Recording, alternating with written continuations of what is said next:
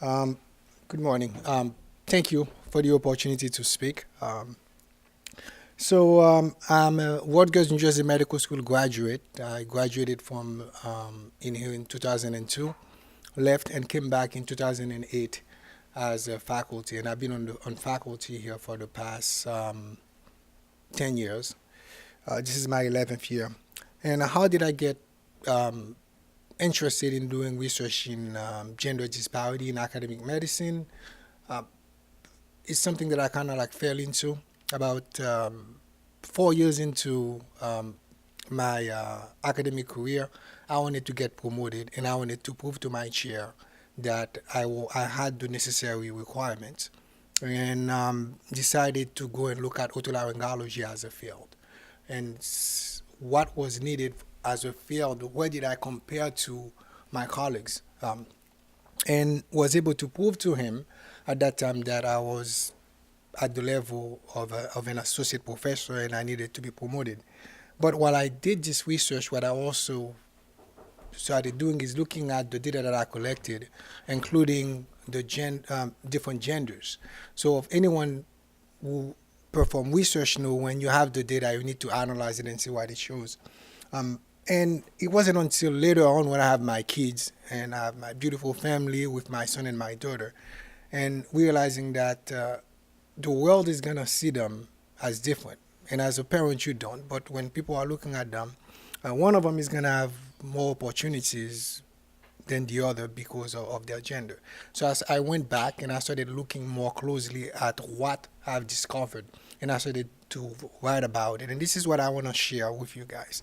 Um, a lot of it is things that we actually know, but people don't haven't scientifically shown it, looking at it with numbers.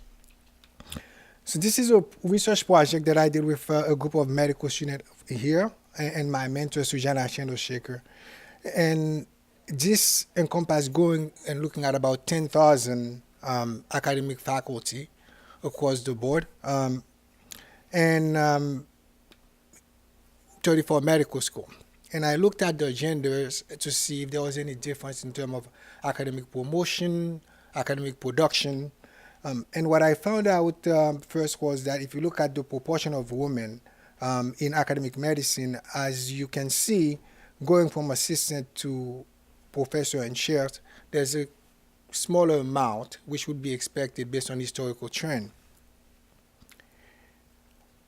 If you look at the production, this is where statistics can be just, you have to be careful when you look at statistics. The H index, by the way, is a mean of, is a proxy for academic production.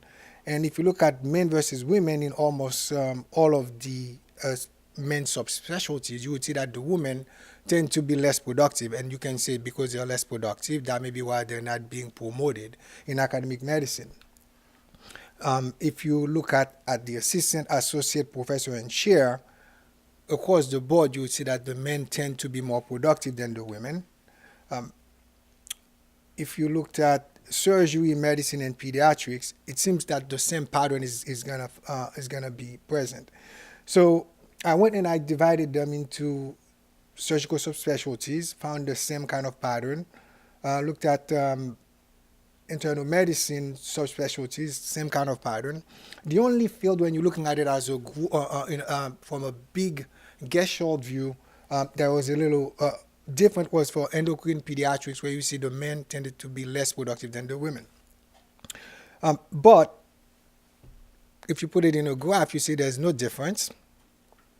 If you look at it in terms of surgical specialties, you can see that there seems to be a small difference in this area when you get to about 30 to 35, where the women are starting to actually going above the men in terms of their production.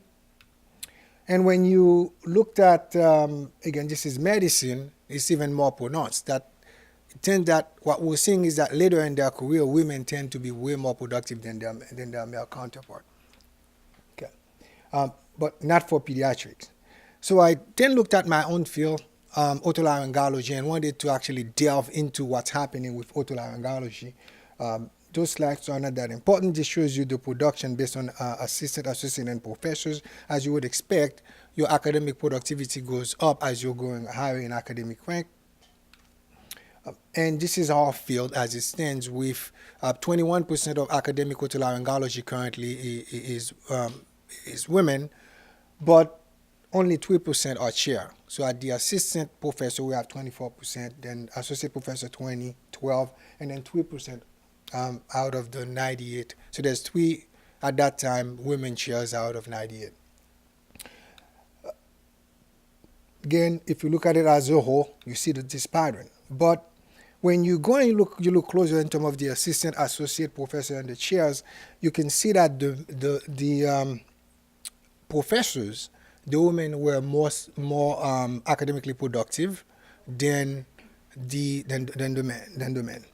And when you go in terms of the chair, even though that was not significant, if you look at the change in the bar, so the average women, those women that actually made it to be chair, they had to do significantly more than their male counterpart on average to become chairs. And the same pattern that you would see here in this area, where you will see about 20 years, the women actually they catch up and actually surpass their male counterpart.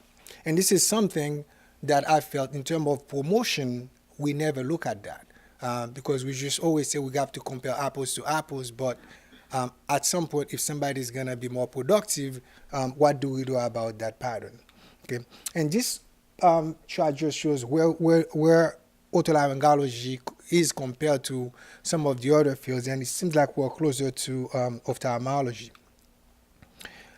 Then I went and looked at NIH funding, for example, as one thing that can make a difference in terms of people's academic production. We know people who have more NIH funding tended to be more productive. So in otolaryngology, I did that study, and I proved to myself that yes, if you have more NIH funding, there's an association.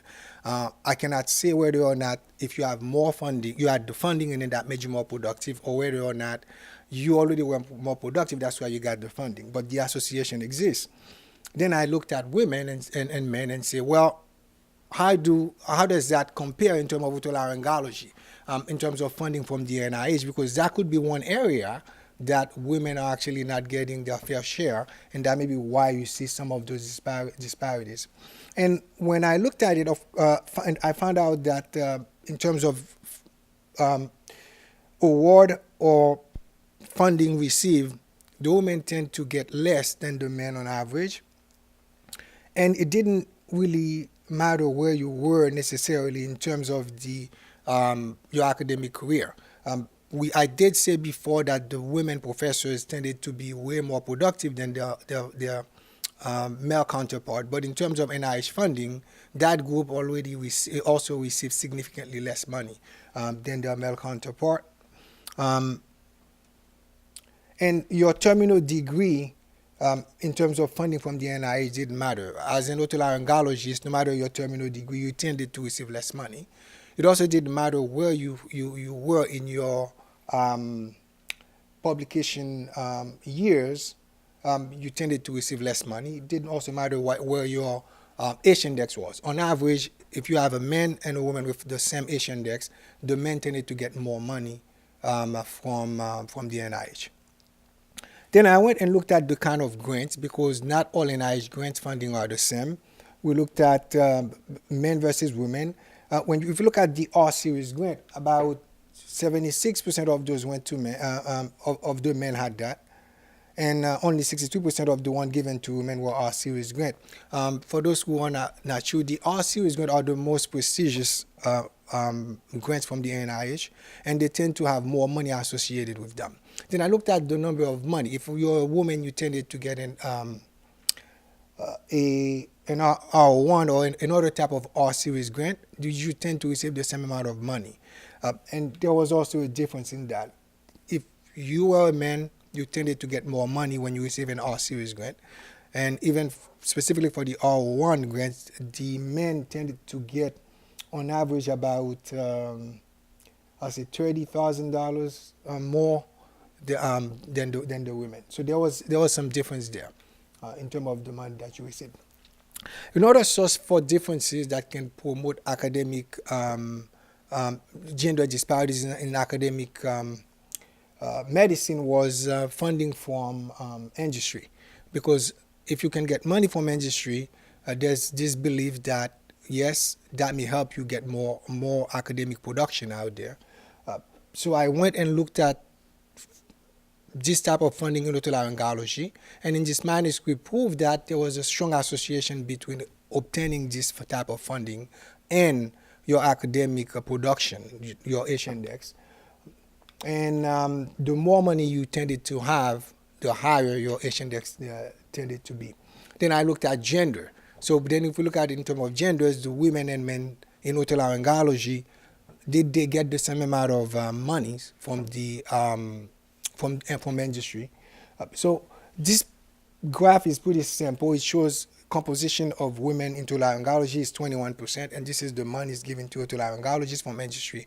So while 21% of the field is women, only 11% of the pie goes to women from industry. And while you look at payment to men and women, 68% of men tended to be funded, and 56% of women tended to be funded. And in terms of the amount of money that you would receive, the men tended to get more as well. Now, what happened during your career as you go along? Well, early in your career, you expect that you're going to get less money, but as your career progresses, you're going to have a better reputation, and there's more money associated with moving in academic rank. But for the men, there was a continuous progression, and after about 15 to 20, when you get to 15 to 20 years in your career as a woman, they tend to plateau. And industry, they tended to get less money from industry around that time. Okay, and that's what that graph shows. Then I look at regional pattern. Do we tend to promote women at the same rates? And in terms of proportion, are they the same in all areas of the countries? And I divided the country based on the Census Bureau into Midwest, Northeast, South, and the West. And my hypothesis was that it was going to be worse for us for women in the South. But that's not what I found. What I found was that if you look at the West tended to be the place where there was more equality in terms of promotion, even though there was a higher proportion of men, 41% versus 26% that were full professors. The worst place was actually here in the Northeast, where if you looked at it, only 11% of women were at the professor level. Okay, so and what I concluded based on this research was that there is gender disparities in academic rank and scholarly productivity, and it does exist regionally. This is something that we have to take into account. We also have to look at people's curves. Those things tend to not be just for otolaryngology. If you look at the data again, from a very superficial level, you would say women don't get promoted because they don't have the same kind of academic production. However, if you look deeper in our field in otolaryngology, there was more to the story than that. And I've replicated a lot of this in ophthalmology and found the same pattern in otolaryngology. I don't have enough time to present that today. It's the same in neurosurgery. I've done that, and orthopedic surgery. Thank you.